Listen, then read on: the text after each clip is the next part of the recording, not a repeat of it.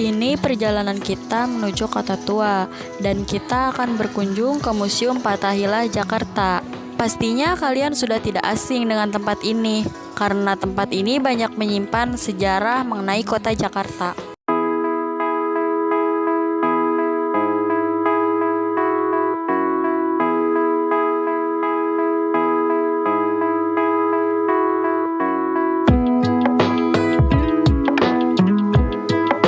Asal mula fungsi museum sebelum menjadi museum. Museum Fathahillah bernama resmi Museum Sejarah Jakarta, terletak di Jalan Taman Fathahillah Nomor 1 Jakarta Barat. Museum Fathahillah dulunya merupakan gedung Balai Kota Batavia. Bangunan ini didirikan pada tahun 1707 sampai 1712 atas perintah Gubernur Jenderal John Van Horn. Pada 1952, bangunan Museum Fathahillah berfungsi sebagai markas Komando Militer Kota, yang kemudian menjadi Kodim 0503 Jakarta Barat, hingga akhirnya dipugar dan diresmikan sebagai museum sejarah. Waktu peresmian museum. Museum Fathahillah didirikan pada tanggal 30 Maret 1974. Bangunan ini kemudian diresmikan oleh Bapak Ali Sadikin sebagai Museum Sejarah Jakarta.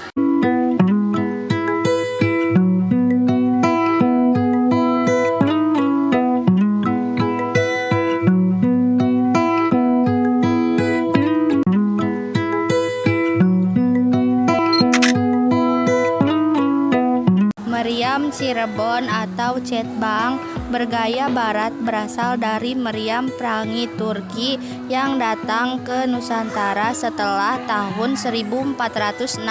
Sama seperti perangi, Cetbang ini merupakan meriam putar isian belakang yang terbuat dari perunggu maupun besi, menembakkan peluru tunggal berbentuk bulat maupun peluru sebar atau peluru kecil berjumlah banyak. Tombak sebagai senjata telah dikenal masyarakat Nusantara sejak lama. Pada masa prasejarah, tombak dalam bentuk sederhana digunakan oleh masyarakat untuk berburu makanan, baik dengan cara melempar maupun menembak. Pada masa kolonial, tombak yang digunakan sebagai salah satu senjata utama dalam peperangan melawan penjajah. Banyak sekali jenis tombak yang dikenal di berbagai daerah di Nusantara, seperti tombak gondong pring, tombak ceker belut, tombak cacing tanah, dan sebagainya. Kapal Batavia merupakan kapal yang dahulu digunakan oleh para pedagang VOC saat membawa rempah-rempah, mulai dari Batavia hingga negara-negara lain. Ada satu hal yang menarik untuk sejarah kapal ini. Namun saat melewati perairan Australia, kapal ini karam bersama pintu kota Batavia. Namun pintu tersebut sudah diangkat dan sekarang berada di salah satu museum di kota Perth, Australia. Meja persidangan atau meja rapat. Meja ini sangat istimewa karena dibuat dari gelondongan kayu utuh. Dahulu, meja ini dipakai oleh Dewan Keadilan untuk memutuskan hukuman yang akan dijatuhkan pada seorang pesakitan. Penjara bawah tanah di Museum Fathahillah menyimpan banyak misteri. Konon, pada masa pemerintah Hindia Belanda, bangunan ini merupakan tempat eksekusi hukuman mati. Ribuan orang Tionghoa dan seorang pemberontak bernama Peter Eberfeld beserta rekan-rekannya merenggut nyawa digantung di sini. Prasasti Ciaruten merupakan peninggalan Kerajaan Tarumanegara yang juga dikenal dengan nama Prasasti Ciampea. Keberadaan Prasasti Ciaruten pertama kali diketahui pada tahun 1863 ketika dilaporkan terdapat sebuah batu besar berukir aksara purba di dekat Ciampea. Orang yang pertama kali menemukan prasasti ini adalah pemimpin Batavia. Prasasti Ciaruten terbuat dari batu berukuran 200 cm x 150 cm. Pesan yang terpahat ditulis menggunakan huruf Palawa dan bahasa Sansekerta. Dalam batu tersebut terdapat bekas dua kaki yang seperti kaki Dewa Wisnu.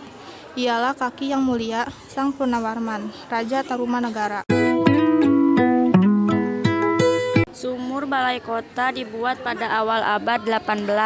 Konon sumur tersebut awalnya difungsikan untuk memenuhi kebutuhan air pada saat pembangunan gedung Stadhuis atau Balai Kota, yang sekarang menjadi Museum Fathahillah pada tahun 1907.